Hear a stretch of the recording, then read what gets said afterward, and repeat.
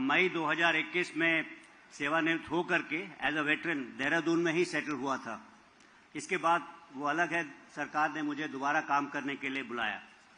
तो वेटरन्स के साथ में मेरा पहले से ही काफ़ी लगाव रहा है और उनकी जो भी समस्याएं हैं उनको मैं भली भांति समझता हूं और अब पूरी कोशिश करता हूं कि उनको दूर किया जाए। उत्तराखंड एक सीमावर्ती राज्य होने के नाते सामरिक दृष्टि से बहुत महत्वपूर्ण हो जाता है। मैं इसके ऊपर खास बात करना चाहता हूं क्योंकि उत्तराखंड की जो है सीमाएं चीन की सीमा के साथ में करीब 350 किलोमीटर की है और नेपाल के साथ में करीब 275 किलोमीटर की सीमा लगती है। यह उत्तराखंड को रक्षा और सुरक्षा के दृष्टिकोण से संवेदनशील और रणनीतिक रूप से महत्वपूर्ण बना देता है, क्योंकि हमारा उत्तराखंड और चीन का जो बॉर्डर है पीसफुल है। इसलिए कभी कभी हम ये भूल जाते हैं कि उत्तराखंड जो है एक ये फ्रंटलाइन स्टेट है। आज की स्थिति में उत्तराखंड का सीमावर्ती इलाका आमतौर पर शांत है, परंतु हमें यह ध्यान रखना चाहिए कि एलसी और बॉर्डर के ऊपर हमारे और चीन के बीच में इस बॉर्डर के ऊपर थोड़े से मतभेद हैं और ये मतभेद समय समय पर उजागर होकर के आते हैं, जैसे बाराहोती के इलाके में। इस कारण जो है हम सब लोग को चौकन्ना रहना पड़ेगा और सावधान रहना पड़ेगा। मैंने बहुत पहले एक हिंदी फिल्म थी जिसका नाम था आंखें, उसमें एक जो फिल्म शुरू होती है उसमें जो एक कहावत टाइप की सी थी वो पढ़ करके सुनाना चाहता हूं। उस मुल्क की सरहद को कोई छू नहीं सकता, उस मुल्क की सरहद को कोई छू नहीं सकता, जिस मुल्क की सरहद की निगहबान हो आंखें। हर तरफ के जज्बे की ऐलान हैं आंखें, शबनम कभी शोला कभी तूफान है ये आंखें। ये आंखें क्या हैं? ये आंखें मेरे विचार से सीमावर्ती इलाकों में रहने वाले हमारे लोग हैं और उसमें विशेषकर से जो है पूर्व सैनिक हैं। वो अगर चौकन्ने रहेंगे और अपने साथ में रहने वालों को चौकन्ना रहने की अगर नसीहत देंगे तो हमारे जो बॉर्डर्स हैं उनको बेसिक सिक्योरिटी मिलेगी। आप लोग का जो कंट्रीब्यूशन है उत्तराखंड का राष्ट्रीय सुरक्षा के अंदर कितना बड़ा जो है आपका योगदान रहा है वो आज की रैली में ही नजर आता है। आपने अभी हाल में देखा कि हमने काफ़ी सारे लोगों ने जिन्होंने राष्ट्र की सुरक्षा में काम करते हुए अपने बलिदान दिया या अपने अंग गंवाए, उन सबको हमने जो है काफ़ी लार्ज नंबर्स में आए हुए थे। तो ये दिखाता है कि कितना बड़ा योगदान रहा है हमारी स्टेट का। आप सबको मालूम है कि ये जो सुरक्षा के अंदर उत्तराखंड का जो योगदान रहा है अभी से नहीं है, ये पुराने समय से ही है। ये भूमि जो है तपस्या करने वाले ऋषियों को जो है उनको प्रोटेक्ट करने के लिए भी है, यहाँ के लोगों ने मदद की थी। विदेशों की हमलावर जब आए तो उनसे मुकाबला करने के लिए भी यहाँ से लोगों ने मदद की थी और ये चीज का सिलसिला अभी भी चलता आ रहा है। उत्तराखंड को हम देवभूमि के नाम से जानते हैं। यहाँ कहीं देवी देवताओं का वास है। यह एक ऐसा स्थान है जहाँ आध्यात्म और वीरता का एक अटूट संगम है। देश के सशस्त्र बलों ने उत्तराखंड के सैनिकों की संख्या के आधार पर इसको सैन्य भूमि भी कहा जाता है। इसी कारण यहाँ के नागरिकों को सैन्य परंपरा के साथ में जो है लगाव है। उत्तराखंड हमें सबको पता है कि 4 धामों के नाम से प्रसिद्ध है।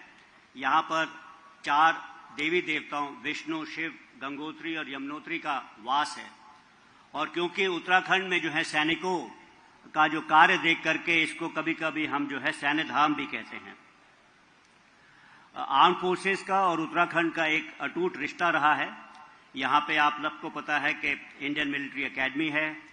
इसके अलावा जो है उत्तराखंड के अंदर एक ही राज्य है जहाँ पे जो उनके जो रेजिमेंटल सेंटर्स हैं जो है रिक्रूटमेंट एरियाज के अंदर स्थापित हैं। बहुत कम ऐसी रेजिमेंट्स हैं गढ़वाल या कुमाऊं को छोड़ करके जो कि उनके सेंटर्स उनके रिक्रूटमेंट एरियाज के अंदर हैं। तो ये एक अच्छी चीज़ है और ये जो है क्योंकि यहाँ के लोगों का जो काफ़ी बड़ा योगदान रहा है उसके कारण है। अभी जो है आर्मी कमांडर साहब ने आपको काफ़ी सारे जो एक्स सर्विसमैन के भले के लिए जो भी इनिशिएटिव लिए गए हैं उनके बारे में बताया। कुछ और छोटी मोटी चीज़ें हैं जो मैं और बताना चाहता हूं।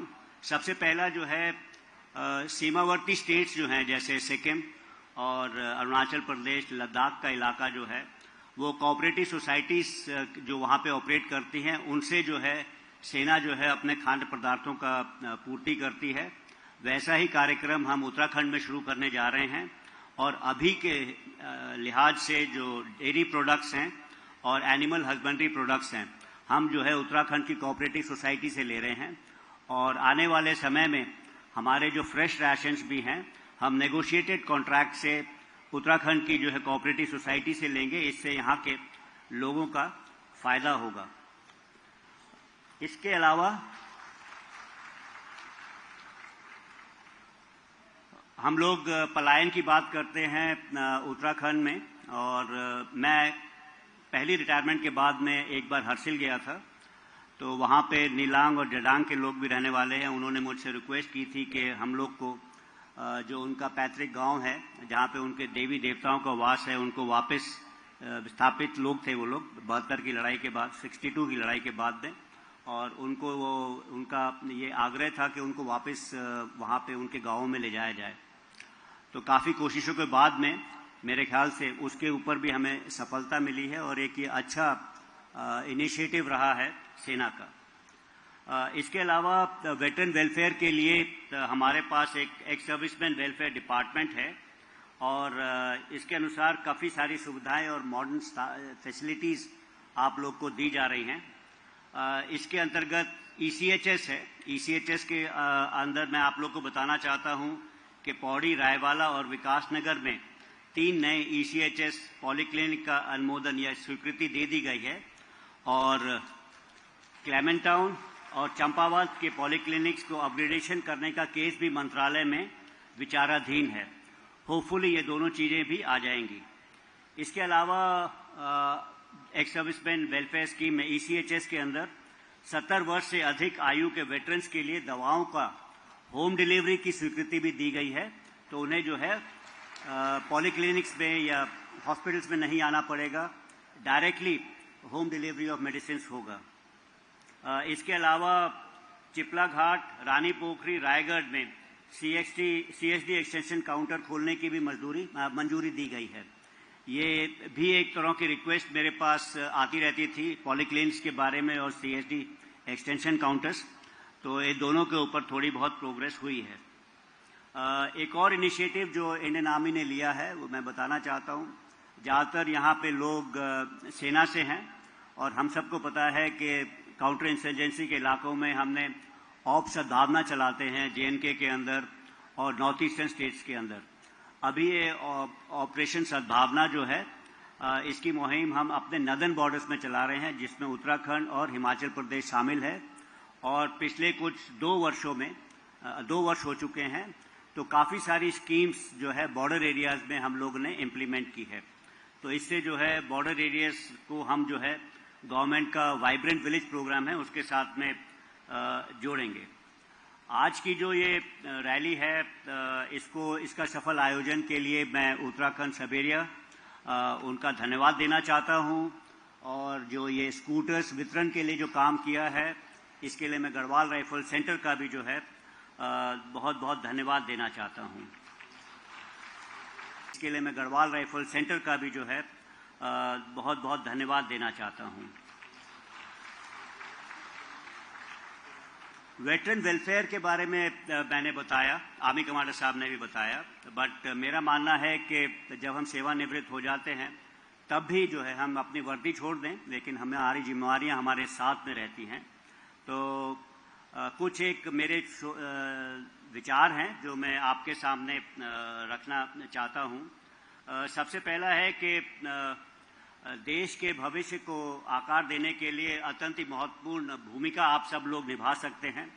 सोशल मीडिया में जब भी आपने अपने विचार या टिप्पणी रखते हैं तो ऐसी कोई नेगेटिव टिप्पणी ना रखें जिससे कि फौज का, आर्म फोर्सेस का जो है नाम बदनाम हो।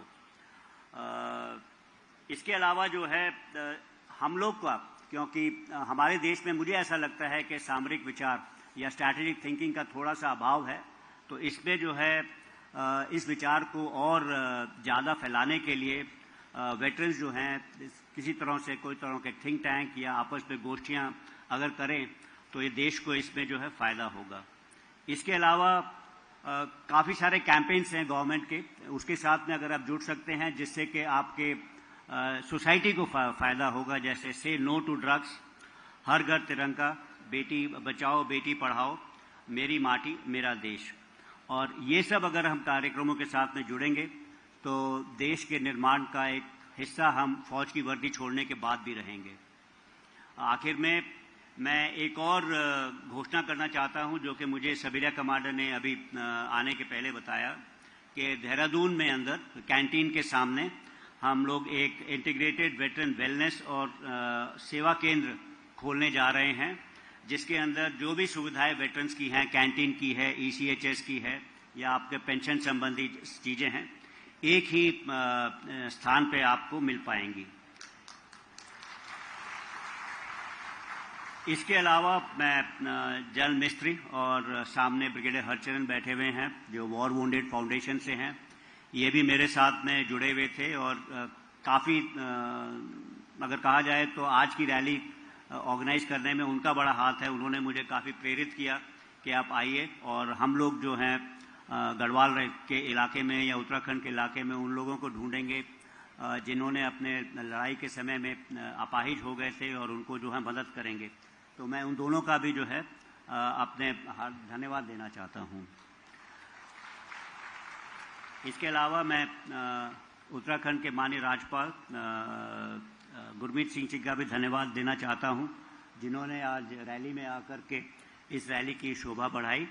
और इससे अधिक ज़्यादा कुछ ना कह करके मैं अपनी वाणी को यहीं पे विराम देता हूं। बहुत ही अच्छा लगा मुझे दोबारा देहरादून में आकर के। बहुत बहुत धन्यवाद ये शांतिपूर्वक सुनने के लिए। जय हिंद एंड थैंक यू।